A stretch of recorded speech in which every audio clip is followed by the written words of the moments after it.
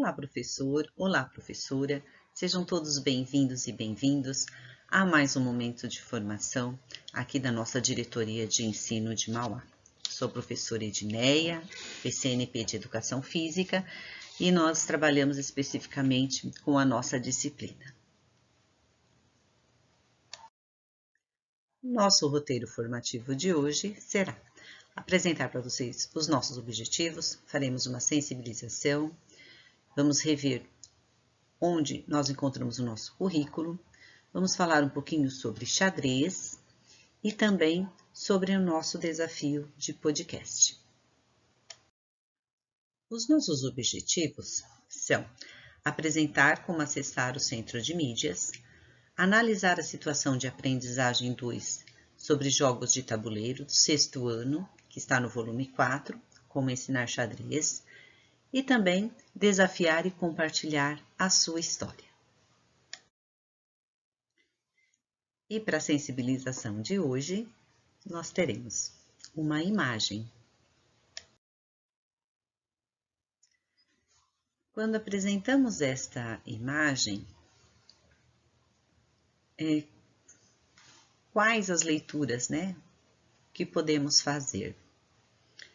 Ela é um cartoon, Então, nós temos aqui o autor aqui embaixo, o Biratã, e nós temos aqui alguns jovens, E nós temos um adulto. Então, nós podemos fazer a leitura que talvez seja a mãe, ou uma professora, ou alguma instrutora, mas a figura aqui de um adulto. E o nome desse cartoon é Objeto Estranho.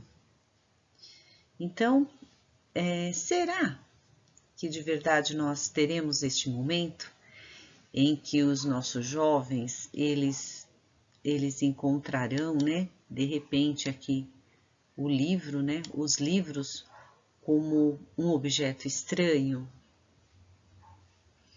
É muito fora da nossa realidade, porque enquanto educador nós temos, esse olhar para com o livro, principalmente nós enquanto educadores, e entendemos a importância desse registro nos livros, até mesmo para a gente conseguir entender, e compreender melhor todo o comportamento ali, humano e toda a nossa história. E também a questão do aprendizado, da maneira como as coisas conseguem se ordenar. Então, até mesmo porque enquanto ser humano, nós precisamos ter esse contato material. Então, principalmente agora no retorno, nós estamos percebendo como é importante, ter esse contato, além do visual, ter o manual, a questão do toque. Então, essa relação com o livro também, para a gente, ela é muito importante. Então, a gente destaca que essa linguagem dessa imagem, ela é extremamente não verbal. Ela traz também para a gente os olhares, são olhares de curiosidade, às vezes um pouquinho assim, de medo, de receio, na verdade, Mas será que nós chegaremos a este ponto, de que os nossos jovens, eles não terão acesso, terão ali o livro como um objeto realmente estranho? A gente espera que não. A gente tem incentivado muito a questão das leituras e através também, de livros, e agora a gente vamos retomar, com os nossos alunos nesse material, e a gente percebeu também a dificuldade que tivemos, durante um bom período, de não ter os livros circulando, e termos que fazer as leituras em aplicativos, em online, a gente percebeu o quanto isso acabou distanciando ou dificultando muitas vezes esse prazer pela leitura. Então, a gente, através dessa imagem, também aquele gostinho, o que nós podemos fazer agora nesse retorno para que os nossos alunos, né, para que os nossos estudantes, eles tenham, né, um acesso, né, mais prazeroso aí com os livros que estão disponíveis, né, em nossas escolas. E para isso a gente tem todo ali um projeto junto com as salas de leitura. Qualquer dúvida, qualquer projeto também nós temos, né, a Sarita, que é analista sociocultural da nossa diretoria, que tem assim super ideias, está sempre pronta a abraçar projetos, então vocês fiquem à vontade, né?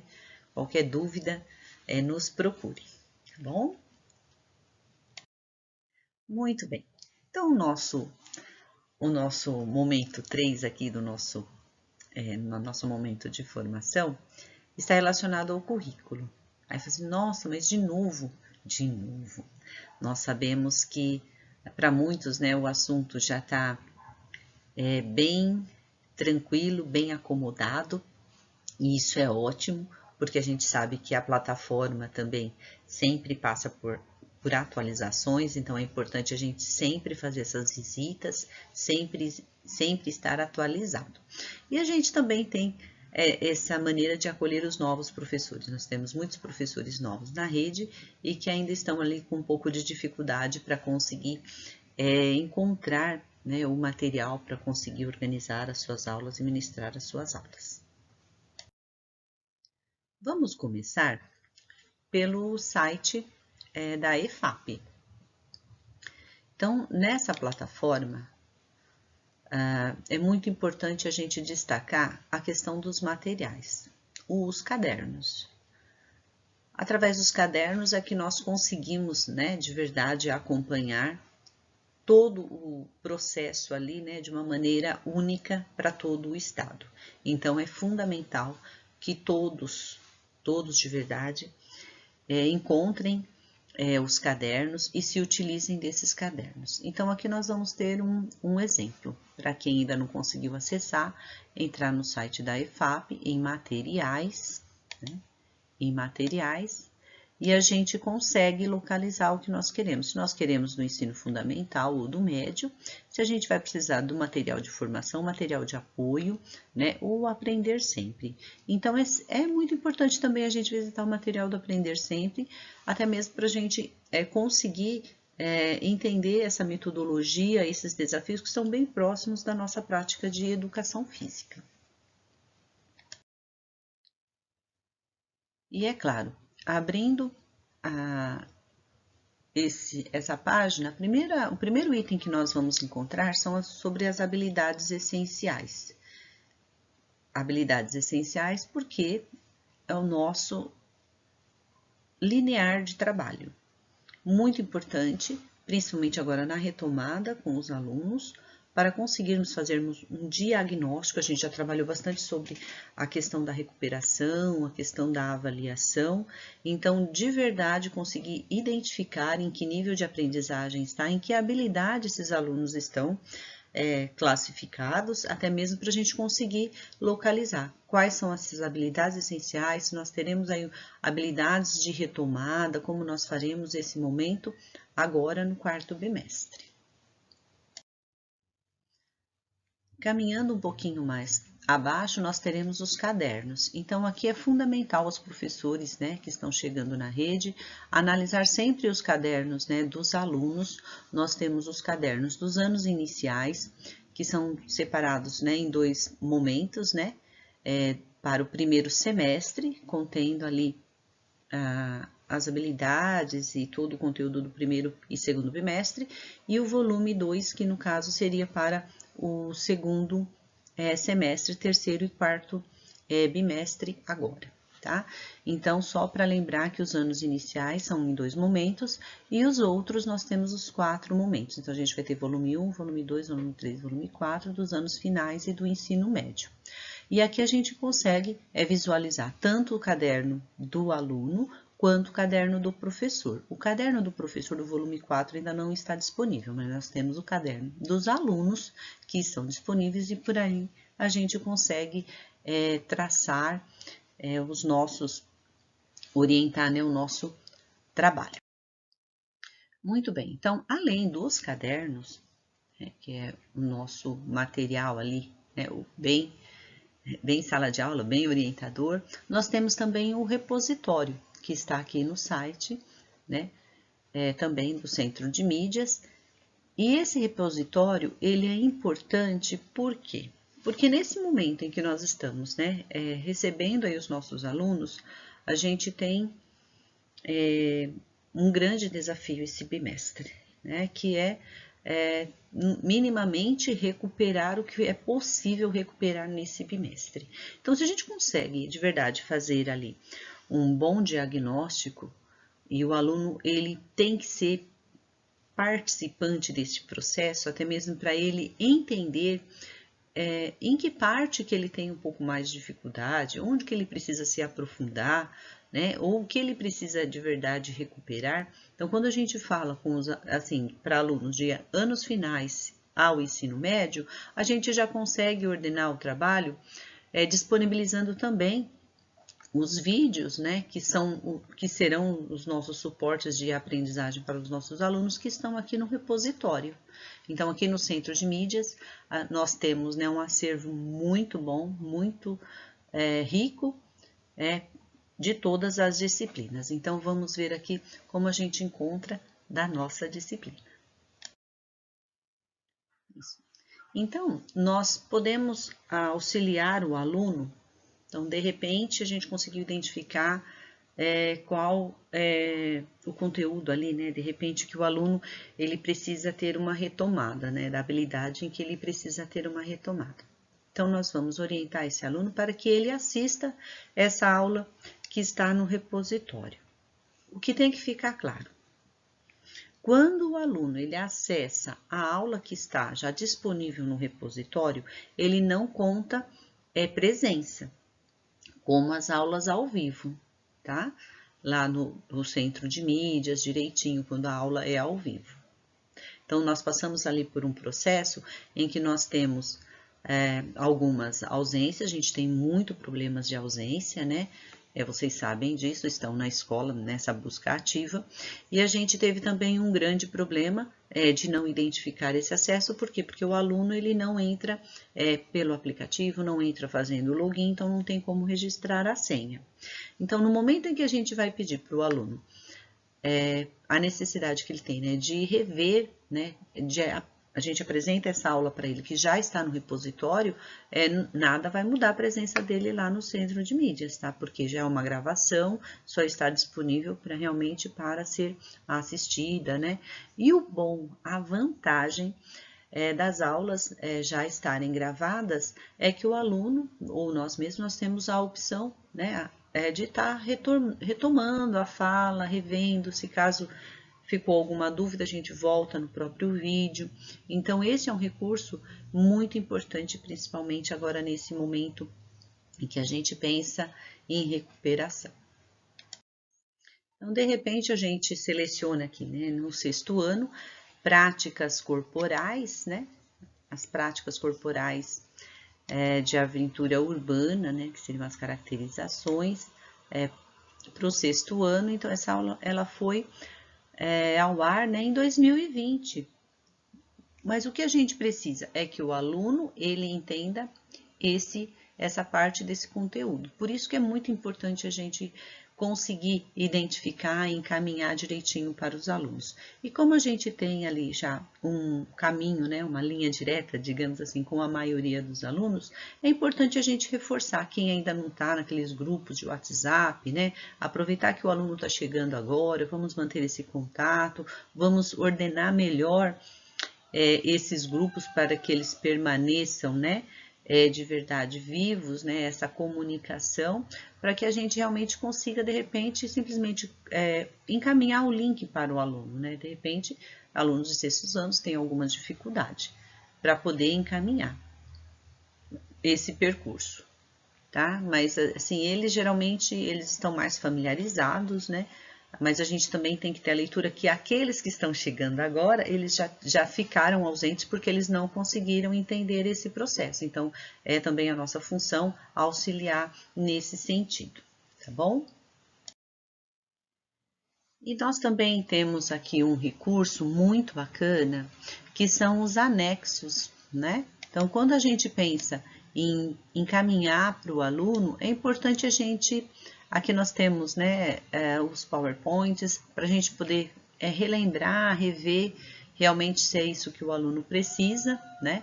E aí a gente consegue ter a certeza, né? Então, esse anexo aqui, ele facilita bastante a nossa vida, principalmente no momento, né, dessa elaboração de aulas, principalmente das de recuperação.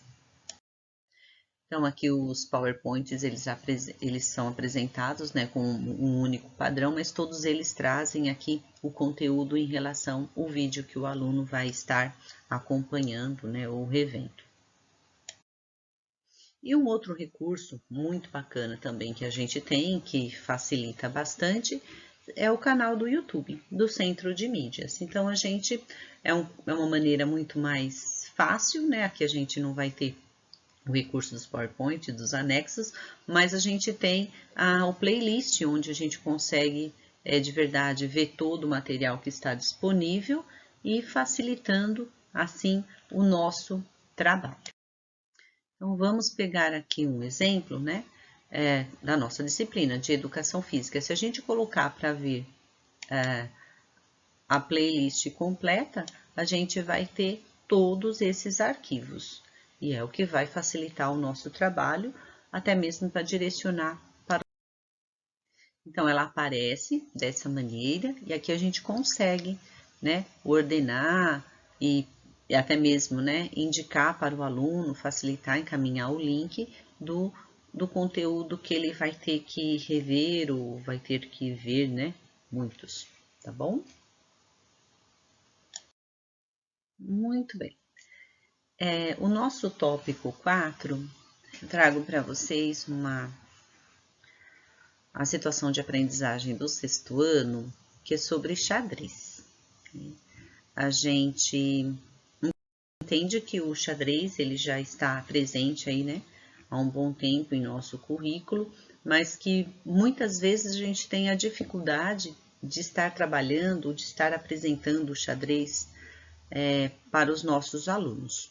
Então, esse momento também é para a gente de construção. A gente sabe que muitos já têm essa familiarização com a modalidade de xadrez, né, e já foi encantado por essa modalidade, e a gente entende também que muitos ainda não tiveram a oportunidade de conhecer um pouquinho mais e para ter a segurança para ensinar para os alunos.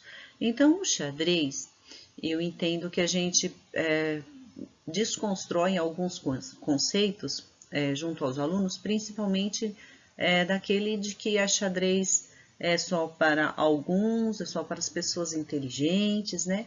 E que é muito complexo jogar xadrez. Quando nós pegamos um passo a passo, nós percebemos que a modalidade ela vai sendo um desafio principalmente pessoal, né, para os nossos alunos. E no decorrer, né, dessa minha jornada profissional, o que eu tenho percebido com a modalidade do xadrez, que ela tem auxiliado principalmente na questão da autoconfiança do aluno. Porque o xadrez, por ser individual, ele traz aquele questionamento muito profundo, né? Porque quando nós estamos ali fazendo, né, participando de uma partida, se a gente ganhou, né, ganhamos, então a gente começa a valorizar as jogadas que a gente fez, porque a gente começa a observar mais o adversário, mas se a gente está numa situação, né, contrária, que a gente perdeu, geralmente a gente vai lembrar qual foi a jogada que o outro fez, né, que a gente quer aprender o que o outro fez certo, para a gente conseguir da próxima vez ter sucesso. Então, cognitivamente, esse momento, essa passagem traz para o aluno, né, para todos nós, algumas seguranças, né? Primeiro de que a gente consegue, né?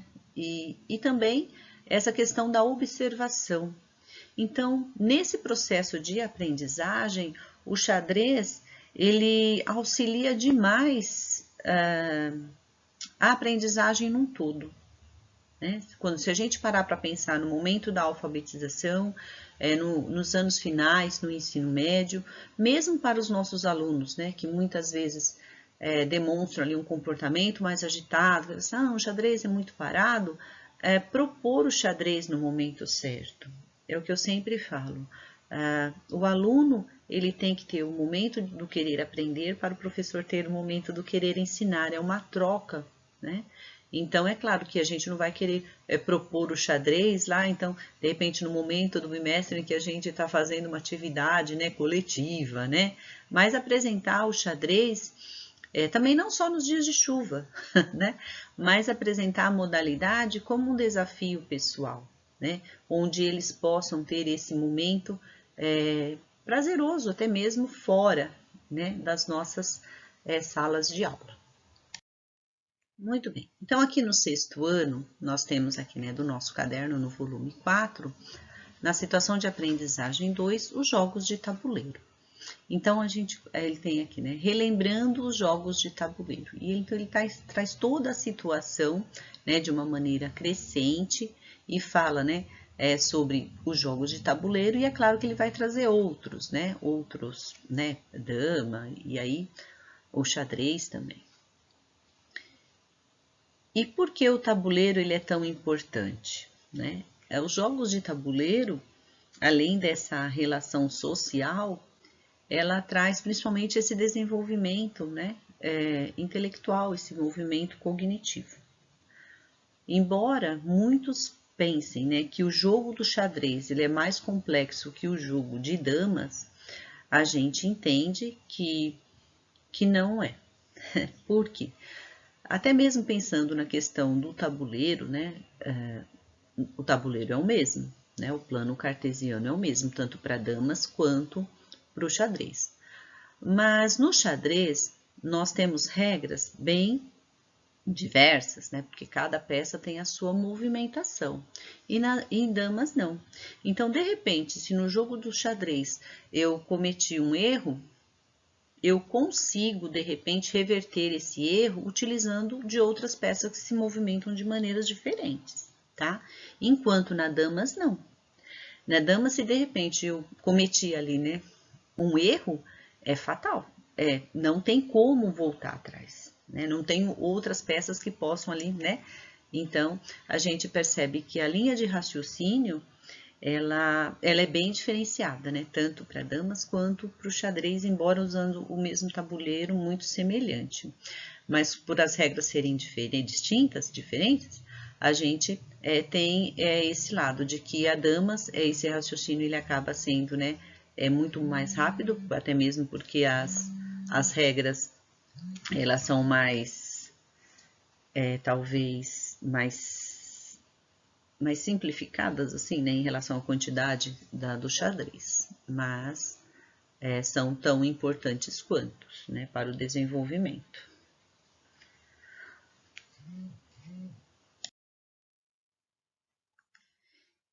Aqui também é proposto, né, na trilha do tabuleiro, a história do jogo de tabuleiro, né, do xadrez, então como ele surgiu, e a gente percebe que a gente vai, né, que temos ali várias, né, algumas vertentes de como surgiu. Então o caderno ele traz esse momento, né, de pesquisa, de descobertas, que é bem bacana, né? Então, quais são as peças do xadrez, né? Como elas se movimentam, as regras, as estratégias e as curiosidades. Então, nesse momento, com o aluno, a gente começa a apresentar para ele de uma maneira, né, aos poucos, né? Então, ele vai se apropriando desses conhecimentos, consegue ir, né, tendo mais abertura para estar pronto para realmente jogar. Então, a gente vai num processo de construção.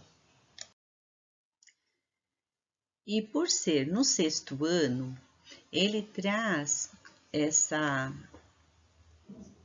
apresentação, né, do xadrez de uma maneira mais lúdica, né, através de um conto, de uma história, né? Então, intitulada, né, O Mundo Mágico do Xadrez, né?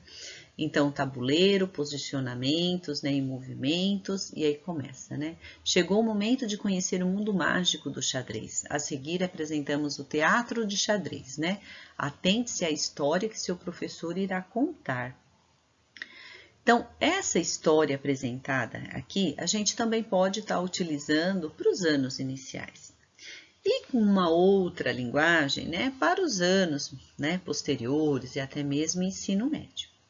Então, o que é importante, né? Então, a gente vai começar, é claro, que por nosso território, que é o nosso tabuleiro, né? Então, coloca num reino muito distante, encontraram um pedaço de terra chamado de o tabuleiro de xadrez, com muitas casas, sendo umas só brancas e outras só pretas. Então, a nossa linguagem aqui para a apresentação do tabuleiro, o que é importante é o aluno entender que o tabuleiro ele tem uma posição certa, né? Que a nossa casa branca sempre vai ficar do nosso lado direito, tá? E que elas têm aqui, ó, cada casa ela tem a sua identificação. Então, nós temos as letras e os números. É claro que para os anos iniciais, a gente não precisa se aprofundar, mas para os anos finais e o ensino médio, é importante que o aluno entenda. Então, por exemplo, se eu estou me utilizando, né, vou pegar o exemplo aqui, né, é dessa casinha aqui, né, que casinha que é essa? Olha, é a minha C4. Então, cada casinha ela vai ter a sua identificação. E isso é muito importante porque o aluno, ele já vai começando a entender, né, que cada pedacinho aqui, né, do nosso tabuleiro, que cada casa, ela tem a sua denominação. E é importante isso desde o início, porque para o aluno que se sentir motivado, que gostar realmente do xadrez, ele vai continuar, né, estudando sozinho, ele vai criar, né, situações para que ele sempre tenha contato com o xadrez. E quem sabe futuramente participar de competições. Então, é importante ele se familiarizar desde cedo com esse tabuleiro, com essas denominações de casas, porque numa competição de xadrez, quem realiza a própria súmula é o próprio jogador, identificando a casa e a jogada, né? E a gente, então, é importante desde cedo o aluno já ter, de uma maneira bem simples, mas que cada casinha tem a sua denominação e que é importante ele saber que para o início do jogo, né, sempre a casinha branca vai estar sempre do seu lado direito. Então, no tabuleiro, então, neste reino haviam dois reis, muito egoístas e gananciosos, que se encontraram para fazer um acordo das suas terras que haviam sido descobertas. Então, nós temos aqui um rei, intitulado Branco, né, e um rei que denominado como Preto. Então, são distintos e aí eles vão fazer essa divisão do território. Então, os reis. Sabe-se que os reis que brigavam pelas terras gostavam de usar roupas de uma única cor. Um usava apenas roupas de cor preta e o outro usava roupas de cor branca. Então, para evitar uma guerra, os reis fizeram um acordo. O rei que usava roupa de cor preta ficaria com as casinhas de cor preta, e o rei que gostava de cor branca ficaria com as casinhas de cor branca. Com o passar do tempo, eles não estavam satisfeitos com esse acordo que eles tinham combinado. Então, ambos resolveram ocupar todas as casas daquele pedaço de terra. Então, por aqui o aluno já começa a entender que tanto um quanto o outro eles vão caminhar pelas casas brancas e pelas casas pretas. Muito bem. Então, pensando em tomar para si todas as casas do tabuleiro, o rei que se vestia de preto decidiu morar na Casa Branca. E o rei que se vestia de branco resolveu morar na Casa Preta. Muito bem. Então, a gente já sabe que os reis, eles escolheram a sua casa, né? Diferentemente da cor da sua roupa, que é um bom indicador no momento em que o aluno vai colocar, né, essa peça no início do jogo. Mas vamos lá. E como esse rei ele vai poder se movimentar, né? Então, devido à roupa pesada do rei, ele só pode andar apenas uma casa para frente, para os lados, para trás e em diagonal. Ou seja, ele pode andar por todos os lados, mas apenas uma casa. Como todo reinado, né, nós temos as rainhas. E aqui intituladas também como damas. É importante a gente já falar isso para os alunos, porque no momento do registro em súmula é considerado a letra D de damas, tá bom? Então, os reis, eles precisam de suas respectivas rainhas, né? E elas estarão sempre ao seu lado, no posicionamento inicial, respeitando a cor da sua casa e de sua peça. Então, quando elas estiverem em seus respectivos lugares, né, uma deve estar na mesma coluna da outra. Ou seja, elas estarão de frente em posições espelhadas. Olha que maravilha, né? O movimento das rainhas, né? Então, as rainhas são inteligentes e poderosas e estão acostumadas a viajar para longe. Elas podem andar como os reis, para todas as direções, né? Diagonal, enfim. Só que mais longe, quantas casas elas quiserem andar. Então, a gente percebe que a rainha, dama, né? Ela é uma peça muito importante pela sua movimentação ampla. Isso os alunos já ficam de olho. E nessa construção de reinado, a gente vai ter a chegada dos bispos, né? Então, precisando de reforços, os reis resolveram pedir ajuda a 2 bispos e os convidaram para aconselhá-los na administração do reino. Então, aqui nós vamos ter a movimentação dos bispos. Então, para garantir, né, seu apoio, os bispos se instalaram, um do lado do rei e o outro do lado da rainha. Os bispos eram sábios e inteligentes e só podiam andar em diagonal. Os bispos eram bons companheiros, mas as limitações de só andarem em diagonal não deixou nenhum dos dois tranquilos. Eles vão precisar de um apoio maior. E então a gente terá a chegada das torres e dos cavalos, né? Foi então que o rei, que usava as roupas brancas, teve a ideia de construir um castelo com 2 torres. Após construírem as torres, comprou 2 cavalos muito bonitos para ficarem amarrados ao lado dos bispos, para que todos ficassem protegidos. Sabendo da ideia do outro rei, o rei que usava roupa preta logo logo que pôde, construiu um castelo com 2 torres e também comprou 2 cavalos fortes e amarrou nas torres. Então, com essa dica, fica fácil para o aluno, no momento de posicionar as peças iniciais, saber que as torres estão nas pontas e depois a gente costuma falar assim que eles estão protegidos pela torre, né? Então, o cavalinho está ao lado. E aqui a gente vai ter a movimentação dos cavalos. Geralmente essa é uma fase de movimentação. É difícil às vezes para o aluno entender que o cavalo ele anda, né, eles só podem andar no formato de L, né, permanecendo no final do L. Então os cavalos, além de bonitos, eram fortes, treinados e sabiam saltar, né? Então, fazer essa movimentação várias vezes com os alunos ajudam a entender como eles formam esse L, que o cavalinho ele tem que posicionar no final do L.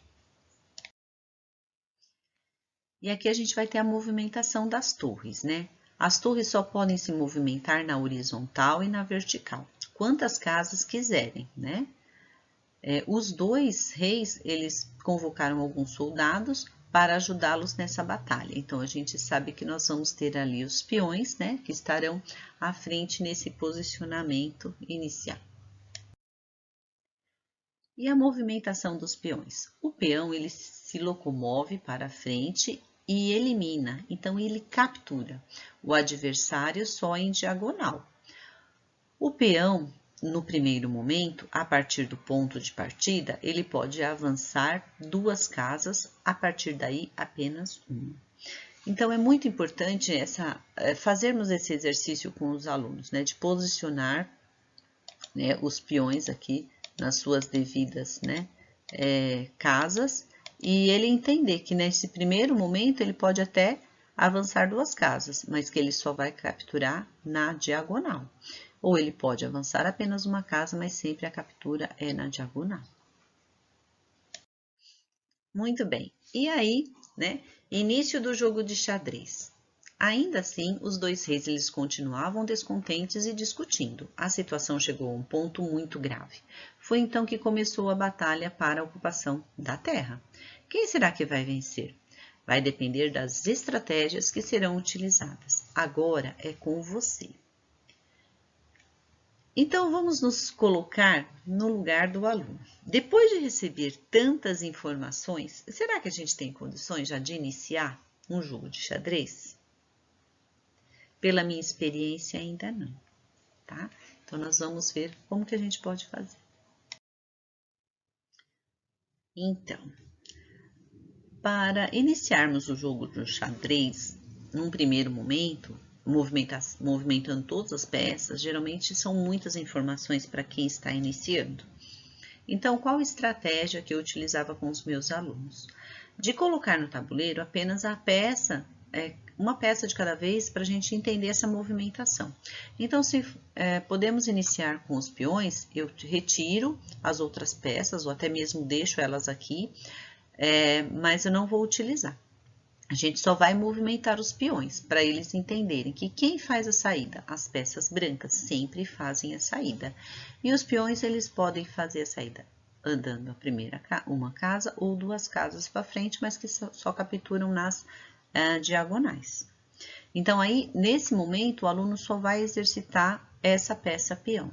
Aí eu retiro essas peças peões, né? Tiro os peões do tabuleiro e de repente começo a fazer a movimentação somente dos bispos, né? Então, eles só vão poder movimentar os bispos e vão tentar capturar os bispos. Então, o que eles têm que entender logo de início?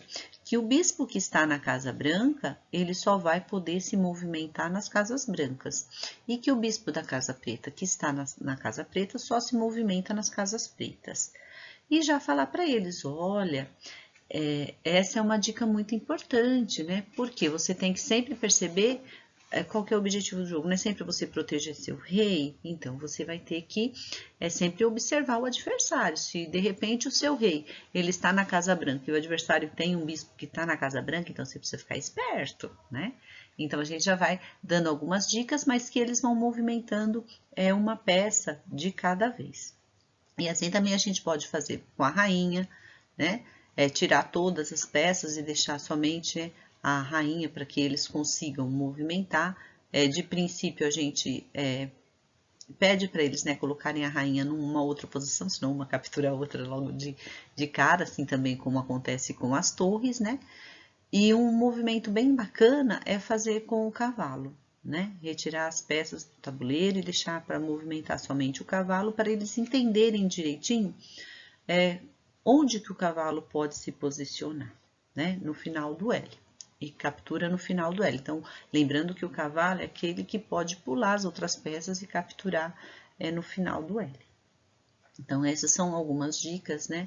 Algumas estratégias para o aluno ir se apropriando dessa movimentação e tendo mais segurança. E somente, né, depois que ele já explorou a movimentação de todas as peças, então aí a gente começa a construir com ele, né, pedindo para ele como ele vai organizar esse tabuleiro. Então, a primeira coisa é saber as letrinhas, elas ficam aqui na parte de baixo, né, os números, né, aqui nas colunas, e que cada casinha vai ter a sua identificação, e aqui eles podem começar colocando as torres, que é mais fácil, né? Eles podem começar a construir das laterais, né, para o meio do jogo, entendendo, olha, na torre, lembra lá da historinha? Quem fica do lado da torre? O cavalo fica para se proteger. E olha, e depois a gente vai ter quem aqui? Ó, nós vamos ter os bispos, que são bons conselheiros, né? Um bispo de cada lado do rei. Como que a gente vai saber onde fica o rei e onde fica a rainha? Aí a gente lembra lá da historinha. Olha, o rei branco, ele quis ficar na casa preta, né? Ou a outra dica, a rainha branca fica na casa branca e a rainha preta fica na casa preta. Então, são algumas, né, dicas que a gente vai ali no momento dessa construção que o aluno ele fixa, né, esse momento inicial do jogo, que é muito importante, tá bom? Muito bem. E aí nós temos, né, a teoria e temos a prática. O que a gente pode refletir sobre isso, né? Que a teoria, que é composta ali, né, de regras, né, ela tem assim uma certa facilidade para chegar até esse estudante, né, através principalmente de nós enquanto educadores. Mas a prática, ela é muito pessoal, né, porque ela vai ter esse despertar que é pessoal. Então, cada professor ele tem ali o seu momento, né, a sua relação com o xadrez, né? Nós já conversamos com a sua relação com o esporte, a gente tem alguns professores que são enxadristas, mas também nós temos uma grande maioria que não tiveram acesso ao xadrez, né? No momento de escolarização mesmo, né? E até mesmo que não é uma modalidade que a gente aprende dentro ali do nosso espaço de formação acadêmica, né? Então, ela vai depender muito da nossa prática. E hoje, o que a gente tem?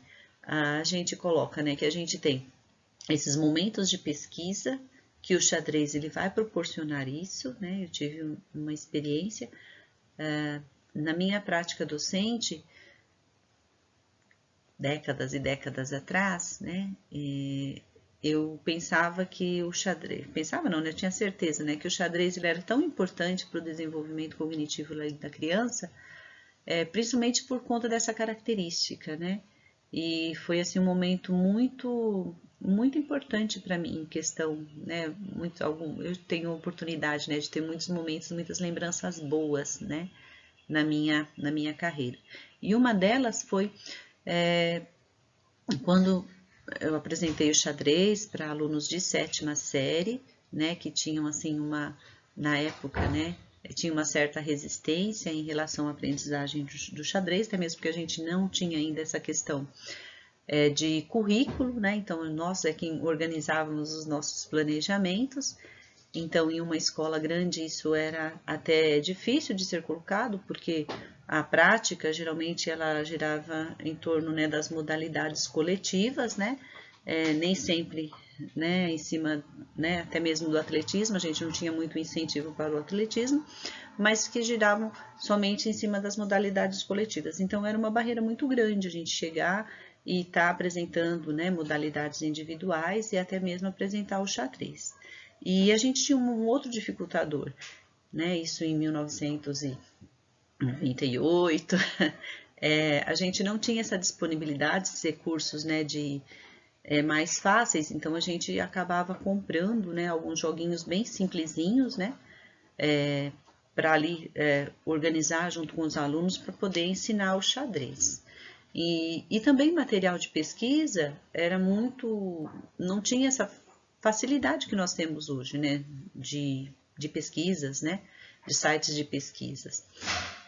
Mas apresentar para o aluno é oferecer essa oportunidade. E um dos momentos muito gratificantes foi que uma aluna da 7ª série, a mãe me procurou, né, a escola muito organizada, nós tínhamos as salas, né, que nós éramos responsáveis para fazer a reunião, tudo, então era muito bacana esse contato com os pais. E a mãe, no final do ano, chegou e falou, né, que a criança, né, ela pediu na semana, né, das crianças, ela pediu para a mãe comprar um livro de xadrez para ela. Então, tamanho, para mim, assim, foi um dos maiores presentes, né, na minha vida profissional. Porque você despertar o gosto na criança é tudo, né? Então, essa construção, ela tem que ser oferecida, né? Então, por isso que eu falo que é muito da prática, né? É você conseguir apresentar para o aluno de uma maneira que seja prazerosa, né? Que ele perceba que isso é importante. E nós fizemos esse trabalho, né? Então, é muito bom. E hoje a gente tem, né, os jogos online, tivemos aí a oportunidade, né, de ser apresentados algumas plataformas, até mesmo nos jogos virtuais, plataformas bem elaboradas, né, para participação online e de graça, né? Então a gente tem alunos ali participando, que é uma maneira bem interessante. Mas também nós temos recursos bem simples em aplicativos de celular, que as crianças acabam levando de um lugar para o outro e acabam, né, de verdade, incentivando as outras, né, a conhecerem os jogos, levando até mesmo para ambientes fora da escola, ampliando ali para os seus familiares. Então, essa relação com o xadrez, ela se torna para mim muito importante, né? Em todos os momentos, né? Apresentando para o aluno, desde os anos iniciais até mesmo para os anos ensino médio. Aqui eu venho sugerir para vocês um livro que eu sei que chegou até as escolas, né? Que é este daqui, que é o Xadrez para Todos, né? Que faz parte da sala de leitura. Ele é muito didático.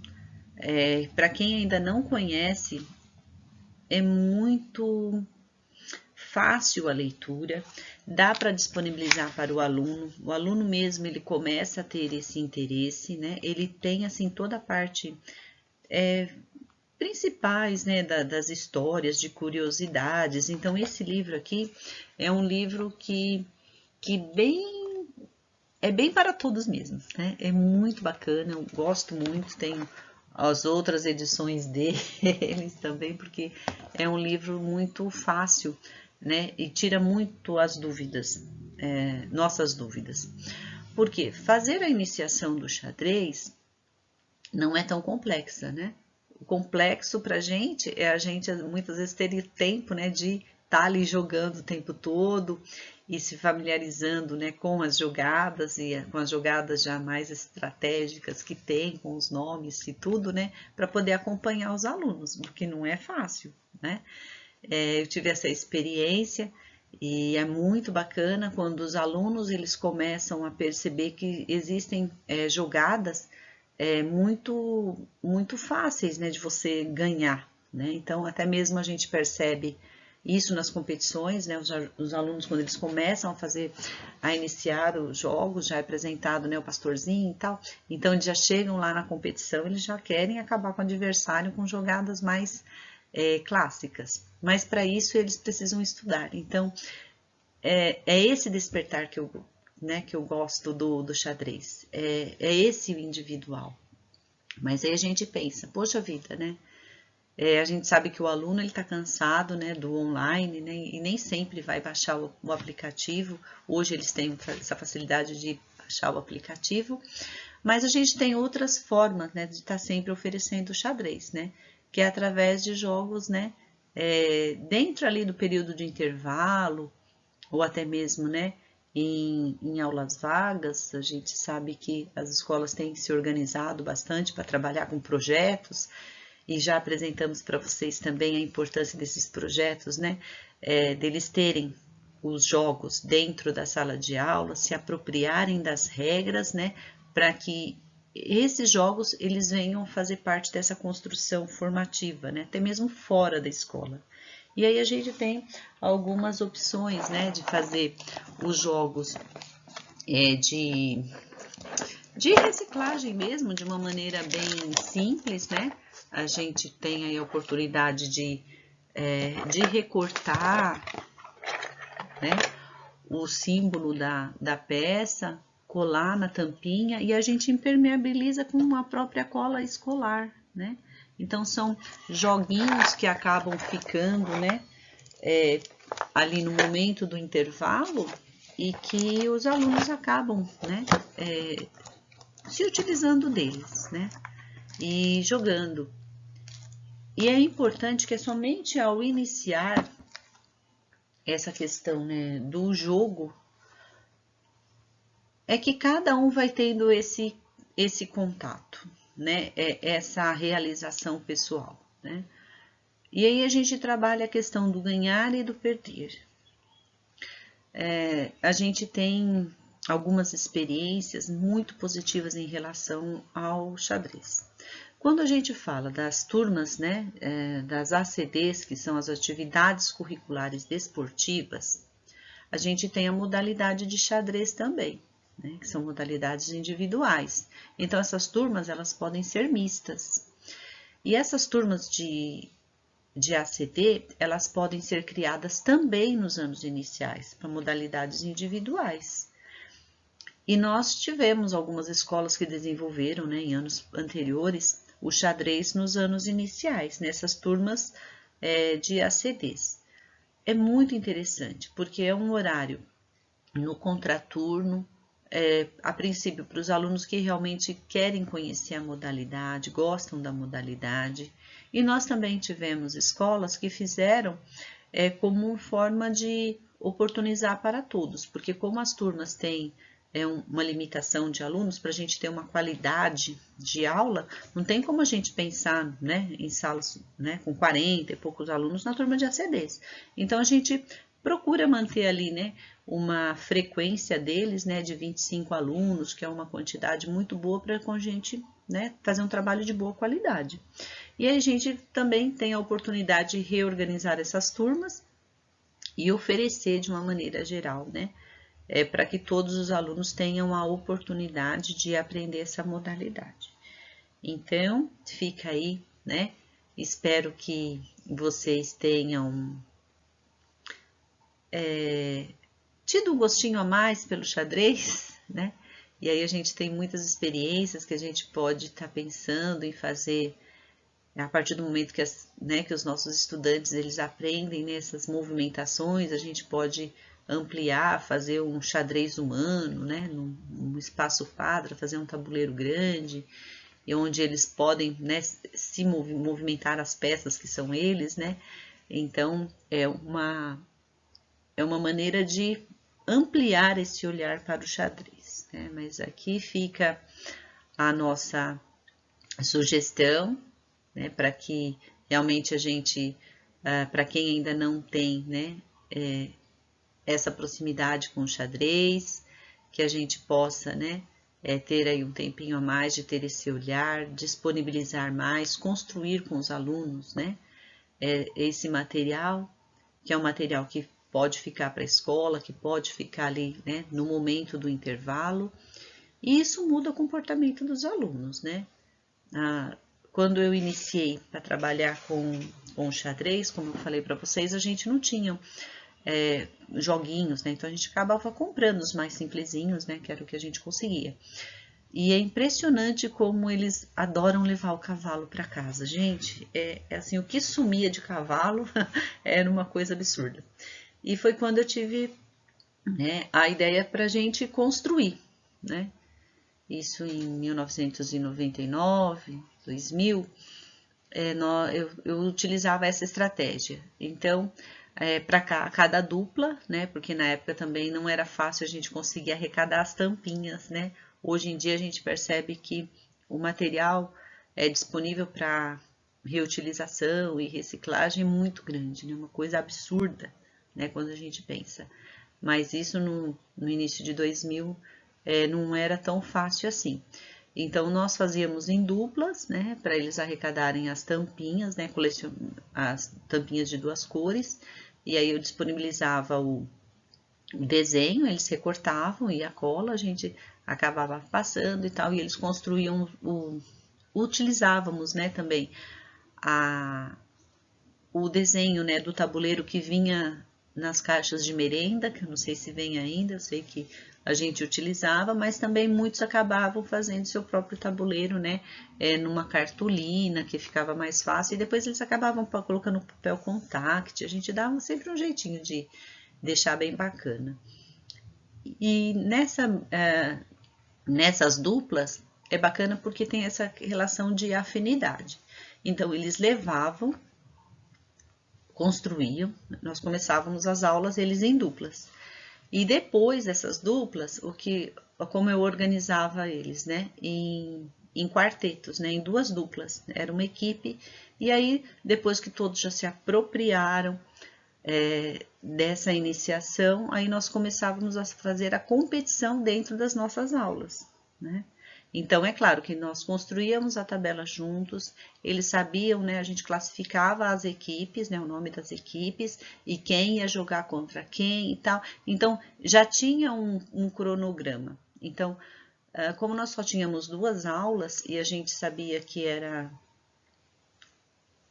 né, muito puxado a ficar 2 aulas, né, só ali no jogo de xadrez, o que nós combinávamos? Nós íamos fazendo a competição em apenas uma aula do bimestre, né? E que a outra aula era uma modalidade coletiva. Mas quando a gente vai chegando no final dessa tabela, né? Que eles estão ali naquela competição mesmo, eles, não, professora, vamos fazer. Não, aí a gente tem que ser, não. O que é o combinado é apenas uma aula por semana. Mas o gosto pela prática, né, é muito grande. Eles vão, né, pegando o gosto mesmo, eles querem ficar jogando mesmo. Então, é muito gratificante, é algo assim que sempre me traz boas lembranças do xadrez, por esse desafio, né, pessoal do aluno, e também um desafio para a gente, enquanto professor, porque eu não tive oportunidade de aprender o xadrez, né, eu fui aprender depois de formada, né? Então, assim, a gente brincava muito, brincava um pouco na infância, mas não era uma coisa assim que vamos, né? E aí, para acompanhar o raciocínio dos alunos não é fácil. Eu tinha os meus parceiros, porque sempre tem, a sala de aula tem sempre aquele aluno que tem maior facilidade, que se destaca. Então, ele me ajudava a arbitrar, porque, assim, calma, para tudo, né? E a gente não tinha esse recurso, né? Hoje a gente tem ali o celular na mão, que qualquer dúvida a gente... Opa, peraí, né? É o VAR, né? Opa, vamos lá tirar dúvida. E naquela época, não, gente, peraí, vamos ver aqui onde que tá escrito, o que pode, o que não pode. Então, é uma relação muito, muito compartilhada, né, de conhecimento. E a gente tem, assim, a valorização, né, o que está por trás do xadrez. É trazer para o aluno que mesmo para ele estar ali jogando, ele tem um gasto energético muito grande, né, e que ele precisa ter a prática, né, da atividade física para manter esse corpo saudável. Ele precisa ter uma alimentação saudável. Então, a gente acabava falando para eles, olha, né, de tal aula, às vezes era depois do intervalo, depois da macarronada, né, depois, porque a merenda já começava, né, ser uma merenda muito boa, né, então tinha alunos que assim, então com muita calma, né, então a gente vai ter essa competição e tal, vocês vão se alimentar direitinho, vão beber água, mas vamos devagar. Porque, e a gente percebia que em algumas aulas, alguns alunos se queixavam de dor de cabeça, né? E aí tem aqueles 2 lados, né? Ou o aluno se queixava de dor de cabeça porque era um mecanismo de defesa, porque ele não queria jogar xadrez, ou era aquela dorzinha de cabeça mesmo porque faltava água no organismo, né? Porque a criança, ela tem, né, essa questão da ansiedade, né, de participar de competição, então a gente tem tudo isso. E em algumas competições também, alguns professores vão lembrar que a gente tem aluno que passa mal no momento da competição, né? Por devido a essa ansiedade. Então, o jogo de xadrez, ele também traz essa questão desse equilíbrio, né? De você, ao mesmo tempo, ter ali o controle para organizar, proteger o seu rei e, ao mesmo tempo, criar uma estratégia para avançar, para conseguir capturar, né, o adversário. Então, o xadrez, ele traz né, esse momento de construção com o aluno. E a gente teve, né, mudanças de comportamento de alunos em sala de aula. É claro que não é 1 ou 2 aulas do xadrez, mas é ali, né, uma decorrência, né, quando o aluno realmente ele começa a jogar, quando ele começa a buscar, a gente tem muito isso no xadrez, né? Essa aprendizagem muito individual, do aluno querer entender a jogada que o outro fez, em que momento que ele fez, o que pode, o que não pode. Então, isso desperta, né? Esse momento é despertado para o aluno de uma maneira que ele acaba levando para as outras disciplinas, né? De uma certa maneira, né? Ele começa a prestar atenção em outras situações, né? Principalmente em matemática. A gente teve relatos, né, de escolas que começaram a desenvolver as ACDs nos anos iniciais, que os alunos eles conseguiram demonstrar mais concentração na sala de aula, né? E aí é claro que a gente tem tudo, né? É um tudo. Porque é claro, você vai trabalhar o xadrez, mas você vai trabalhar também essa questão da postura do aluno, né? Lá nas ACDs, né? Do alongamento, da importância de beber água, de se alimentar direito, né? Então, é isso. Então fica aí, né, pra gente construir junto com os nossos alunos, né, de verdade, que a gente possa ter um olhar para o xadrez, para que o xadrez possa contribuir, né, em nossas aulas dessa maneira, né, despertando em nossos alunos essa responsabilidade, né, de querer aprender, de querer, né, assumir para si, né, essa questão de estratégia. E aí a gente consegue fazer muitos paralelos com eles, né? Para a gente não pré-julgar, porque bem no início do xadrez tem isso, né? Você pergunta, quem gosta de xadrez, né? Aí eles ficam assim, você se identifica com o professor, eles até levantam a mão falando que gosta, mas espera aí, então vamos ser sinceros, né? E aí por que não gosta do xadrez? Né? Mas você conhece o xadrez, né? E esse jogo, como que ele vem, como que ele surge?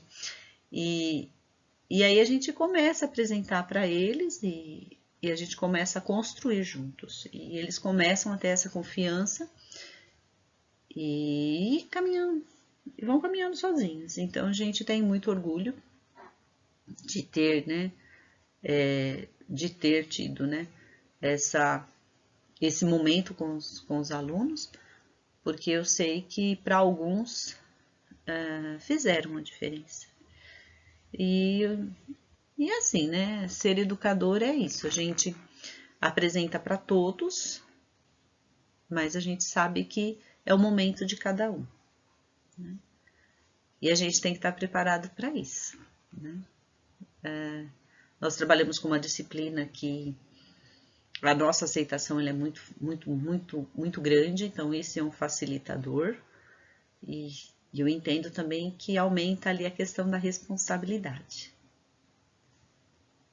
de despertar nos alunos esse querer.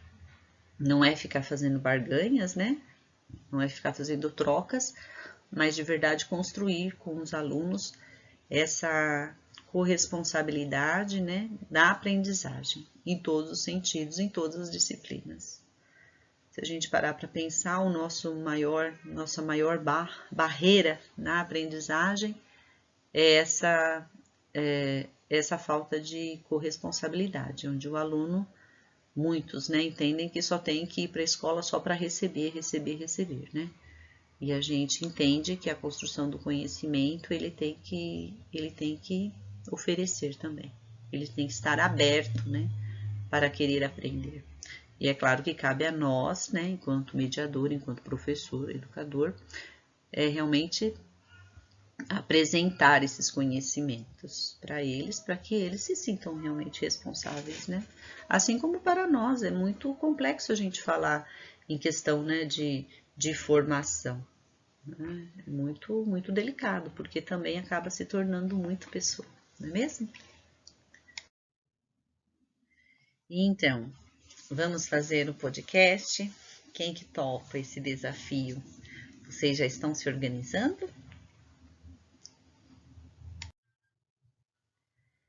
Bom, então a minha intenção é para que a gente tenha essa oportunidade de deixar registrado qual é a relação, né, do esporte na minha formação profissional. Então, elaborar esse percurso de história. Então, como a gente já tem conversado em alguns momentos, essa importância do registro. E até mesmo para nossa reflexão, né, pessoal, principalmente. Colocar ali os tópicos, né, e tentar gravar, Então, essa gravação a gente pode estar utilizando o próprio gravador de voz, né, do Windows, né, ou gravar mesmo ali, né, no celular, que é uma maneira bem mais fácil. Ouvir essa gravação, nossa, se não tá legal, a gente vai lá e refaz essa gravação. Mas o que é importante é a gente ter elencado ali esses tópicos, né? E depois que a gente consegue fazer essa gravação, eu coloquei assim no máximo 5 minutos, porque é tempo, hein? A gente não imagina falar 5 minutos, a gente tem que ter história, porque não é fácil. Mas enfim, gostaria, né, de deixar que vocês aceitassem esse desafio para que vocês compartilhassem lá no Drive, né, esse Drive para que a gente possa realmente ter esse registro de vocês. A gente entende que daqui para frente, né, uma correria para a gente finalizar tudo que a gente tem que finalizar, mas a gente tem que olhar para a gente também, né? O quanto o esporte ele é transformador, né, em nossas vidas. E poder compartilhar isso é muito importante nesse momento para todos nós, né? Principalmente para mim, que eu tenho muito orgulho, né? Acompanho aí o trabalho de alguns e temos muitos novos que eu ainda não conheço pessoalmente e que a gente espera que em breve a gente possa realmente, né, ter essa oportunidade, tá bom? Então aqui a gente tem, eu gostaria de verdade, se vocês tiverem qualquer dúvida, chama a gente para que a gente possa, né, na medida do possível, conseguir ajudar vocês e aí a fazer essa gravação, a subir no Drive, para que a gente tenha esse arquivo, para que a gente realmente possa, né, compartilhar, socializar nossas histórias e realmente nos fortalecer nesse momento. Então, agora, né, já finalizando o nosso momento de ATPC, vocês vão ter aí pelo menos uns 20 minutos para vocês conseguirem fazer, né, esse roteiro, é muito importante, né, gostaria que vocês aceitassem esse desafio, fazer esse roteiro histórico de vocês, essa relação, né, com o esporte, para que vocês consigam, né, gravar, para a gente ir se ordenando, para não acumular tanto, né, as nossas tarefas aí até, para que a gente consiga finalizar até o dia 30 agora de novembro, tá bom? Então, aqui estão as nossas referências, né, os nossos sites utilizados e também o livro de xadrez. E quem precisar de qualquer ajuda aí, estamos à disposição. Sobre a lista de presença, então vocês têm ali o Google Forms, né, que ele vai ficar aberto até na sexta-feira, para que vocês consigam de verdade acompanhar dentro do horário que vocês estão tendo que se reorganizar para atender os horários, né, do calendário escolar. E aqui uma atenção, né? No momento em que a gente assiste a TPC no centro de mídias, é importante que a gente acesse com o nosso login, tanto no notebook ou quanto, né, pelo aplicativo no celular. Para a gente conseguir registrar nossa presença no centro de mídias, a gente tem que colocar o nosso login, tá bom? Quem que verifica essa presença? O nosso diretor. Tá? O nosso diretor, ele tem esse acesso. Então, muitas vezes ele vai chegar e falar assim, olha, Edneia, você não acessou. Você, não, mas eu assisti no YouTube. Então, se você assistiu pelo YouTube, você não conseguiu registrar sua presença, não fica registrado. Então, é importante que vocês acessem, né, as ATPCs no centro de mídias, fazendo o login, tá bom? E as nossas aqui da diretoria de ensino, para que fique registrado que vocês preencham, né, o nosso formulário. Ele vai ficar aberto até a sexta-feira no final do dia, tá bom? E vamos finalizando então, agradecendo a todos vocês, professores e professoras presentes aqui mesmo dessa maneira remota, né, ainda, pela dedicação e determinação de cada um em fazer o seu melhor nesse período pandêmico. Que todos tenhamos aí um bom trabalho.